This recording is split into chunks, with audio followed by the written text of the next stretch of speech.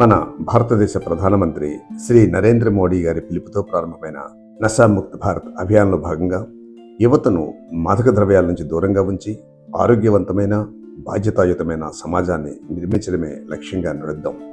ఎందుకంటే ఒక దేశ భవిష్యత్తు ఆ దేశ యువత చేతుల్లో ఉంటుంది. యువత ఆరోగ్యంగా ఉంటే కుటుంబాలు బలంగా ఉంటాయి. కుటుంబాలు బలంగా ఉంటే సమాజం అభివృద్ధి చెందుతుంది. సమాజం అభివృద్ధి చెందితే దేశం మరింత శక్తివంతమవుతుంది. కానీ మాదక ద్రవ్యాల వ్యసనం ఒక వ్యక్తి జీవితాన్నే కాదు, ఒక కుటుంబాన్ని, ఒక సమాజాన్ని ప్రభావితం చేయగలదు.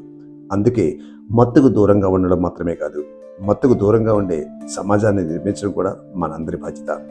ఈ బాధ్యతను మనస్ఫూర్తిగా స్వీకరిస్తూ మాదక ద్రవ్య రహిత భారత్ నిర్మాణంలో మన వంతు పాత్ర పోషించేందుకు ఈ బాధ్యతను మనస్ఫూర్తిగా స్వీకరిస్తూ మాదక ద్రవ్య రహిత భారత్ నిర్మాణంలో మన వంతు పాత్ర పోషించేందుకు ఇప్పుడు మనమంతా కలిసి ఈ ప్రతిజ్ఞ చేద్దాం.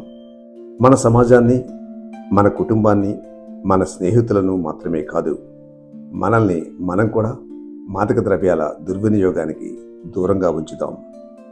నా జిల్లా, నా రాష్ట్రం, నా దేశాన్ని మాదక ద్రవ్య రహితంగా ఉంచేందుకు నా శక్తి మేరకు ప్రతి సాధ్యమైన ప్రయత్నం చేస్తానని ప్రతిజ్ఞ చేస్తున్నాను.